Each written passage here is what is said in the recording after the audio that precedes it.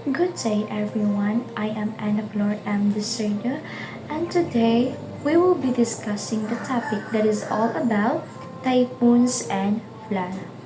But before we start our discussion, let us know the learning objectives.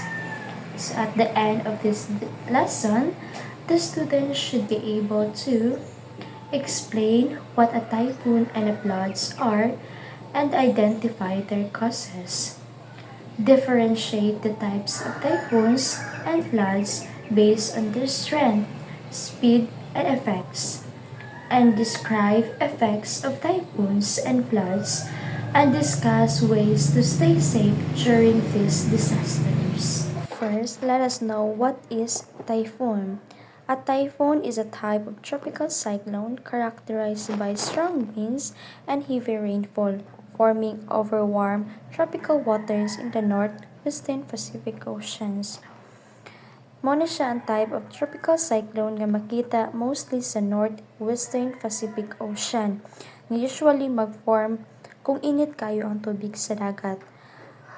Naa siya kusog nga hangin o kanang grabe nga ulan. So ang init nga tubig sa tropics katumuhatag siya og kanang energy or kusog sa bagyo mao nga mahimong kusgan ang bagyo o kanang makadaot siya pag mulan fall. So typhoon is found in the northwestern Pacific, especially affecting the Philippines. So the Philippines is especially affected because of its location. So naata sa daplin sa Pacific Ocean ug sulod sa ginatawag nga typhoon belt. Mao nga halos diretso jud diri moagi ang bagyo nga gikan sa Pacific kay since we are surrounded by water or archipelago. So walay makapugong sa mga bagyo nga moabot kay mostly moagi man jud sa tua diri sa Philippines.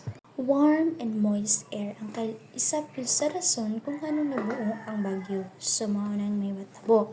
So as you can see sa picture na tubig na ay mga araw na clouds. So pag muinit ang tubig sa dagat, mo-evaporate na siya mao na warm and moist air. So ang katong warm and moist air is musaka pataas sa araw dira ang pataas pataas dito na siya na mabuo na sa atmosphere at pagkahuman ang katong water vapor is moagi sa process nga ginatawag na to nga condensation kung asa ang katong water vapor is mubalik na po sa pagkatubig or water droplets. So, katong mga water droplets sa hangin nga nabuo mahimo to siyang ginatawag na to nga clouds, specifically ang cumulonimbus clouds mo ng clouds dira. So, muna siya ang klase sa klase nga clouds nga nagdala og kidlat. So, mauna ba ni ang bagyo? So, dili pa. As you can see sa the next picture, karon kay na mga araw dira. So, sa pagsaka sa kanang hangin dito sa taas, so ang kanang sa ubos nga banda is nimong low pressure area. Pagkahuman ang kanang mga araw dira mo na siya ang kanang hangin nga gikan sa gawas nga mo tawag high pressure area. So ang kanang mga high pressure kanang mga araw dira padulong na sa low pressure area and effect ang kanang mga bag-ong hangin nga gikan sa gawas mudungag na sila sa nabuo na kanang bagyo musaka na sa babaw kanada sa clouds mo dungag na sila sa nabuo na nga bagyo masamang panahon. So in short, samtang na ay tubig nga naga-evaporate sa ubos ug naay kanang tubig nga nagsigi og naay kanang na ay mga hangin nga nagsigi og sulod padayon ra gyapon na siya sa pagdako nagapadayon ang pagdako ang katong nabuo na mga bagyo sa mong pagka agi o pila ka adlaw or oras kuan na jud siya kanang nahimo na jud siyang kanang kusog nga bagyo. Typhoons are classified by wind speeds. Typhoons are grouped based on how strong their winds are. The wind speed tell us how much damage they can cause. This is the tropical depression. Tropical depression is the maximum winds of not more than 63 kilometer per hour. So, this is the weakest stage. So, naa siya ulan ug hangin pero dili ra kaayo kusog. So, usually mga minor lang ang mga damage. Next is the tropical storm. Wind speed ranges from 63 to 118 km per hour. So, mas kusog na ang hangin ug ang ulan. Like, pwede na siya makaguba ang mga light materials sa balay. mga kanang nato nga mag-suspend og class kanang makasuspend og klase. Next is typhoon. So, wind speed is more than 118 km per hour. So, kusog na jud kaayo. Yeah. This is dangerous for people who are not in safe shelters. So next is the super typhoon, winds of 240 km per hour or more. So pinakakusog na jud siya nga klase la.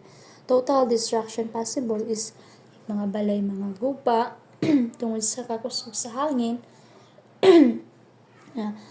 Labi na delikado kung magsabay jud ang storm surge ang baha. Energy source of typhoons. So, kani nga process is mag-release siya og latent heat mura siya kanang mo na siyang nagapakusog sa bagyo. So kung init ang tubig sa dagat, mo tong gaina nga ang tubig mo evaporate, then sa taas sa clouds mo condense mahimong ulan.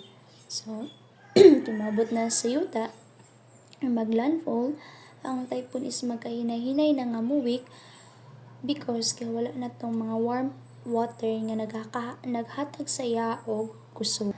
The primary effects of a typhoon. So these are the immediate results that happen during or right after the typhoon hits. So building destroyed or flooded. So strong winds and heavy rains can break roofs, shatter windows, or cause flooding inside homes and businesses. Next is infrastructure damage. Roads, railways, bridges, and other facilities can be damaged, making transportation difficult.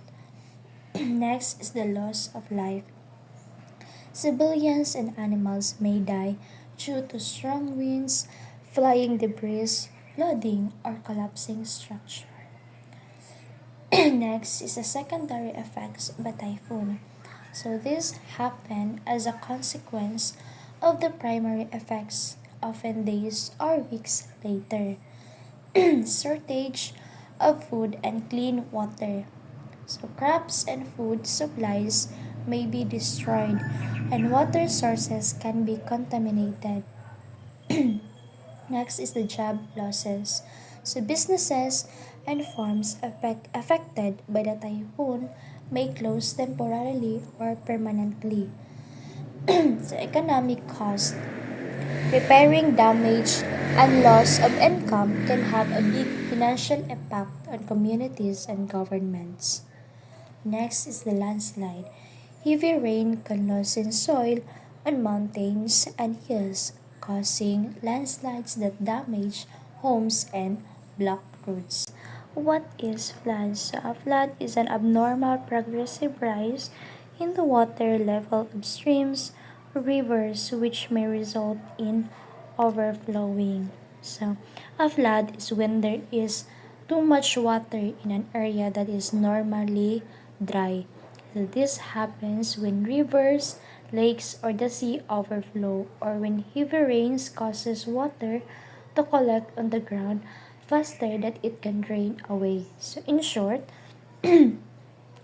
baha isa na mo na siya katupagtaas sa tubig nga mula pa sa mga normal nga level mo lapad siya sa mga lugar nga like sa kalsada, sa farm, or sa balay. So, floods can damage homes, roads, and farms, and sometimes both people's lives in danger. So next is the causes of floods. So heavy rain. So kung magsigi og ulan nga magsigi ulan og kusog or mga dugay mahuman, so ang yuta is dili na makasuyop sa tubig mao nga magbaha. So, river overflow. So kung puno na kaayo ang mga sapa, so di na jud siya makakuan, so maong mulapas na siya sa iyang kilid, moapaw na jud siya dito sa mga palibot niya. So, tsunami, so kusog nga balod tungod sa linog. So linog sa dagat, so mao nang magdala ang kanang tubig dito sa yuta, mahinungdan nga mabaha. So hurricanes or typhoons, so kusog o isa pud ang bagyo sa kabaha. So kusog nga bagyo na ay daghang ulan or storm surges, na siya dito sa coastal flooding or inland flooding. So ice or snow melts. So sa mga lugar nga naay snow, kung magsugod na og init, dali ra nga matunaw ang snow ug modungag sa tubig sa sa sapa. So breaking of dams. So kung maguba og mag-leak ang mga dam, dali na nga mahawas ang tubig nga ginastore so mahinungdan nga mudako ang baha. Next is the 3 categories of floods. So floods can be grouped into 3 main categories based on how fast they happen and how long they last. So first is the slow onset floods. So usually happens when water bodies overflood their banks. So this develops slowly, so usually over days or weeks. So kasagaran may tabuan is kanang ang mga sapa or mga liksis magkahinahinay siya glapas iyang kilid tungod sa constant rain.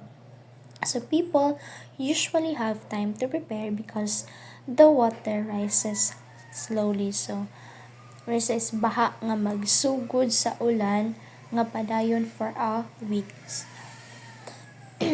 Next is the rapid onset floods. So, these kinds of flood last for a day or two. So form within hours or a day after heavy rain. So water levels rise quickly but usually last for only 1 to 2 days. So mas dangerous ni siya kaysa sa slow onset because less time to prepare. So is ka na kusog nga ulan for half a day nga nagakos og baha sa city. So the last one is the flash flood. So occurs within a very short time, that is 2 to 6 hours and sometimes within minutes. So the fastest is the most dangerous type of floods happens within minutes to 6 hours after intense rain, dam break, or sudden water release. So, siya? Tubig nga moabot og kanang kusog kayo, sometimes carrying rocks, mud, and debris. So delikado kay makalumos o makadaot dayon sa balay o sakyanan o mga sa tanom. So again, so ang slow onset is hinay nga baha, naka-prepare pa. Tapos ang rapid onset is paspas nga baha pero dili ra kaayo kalit.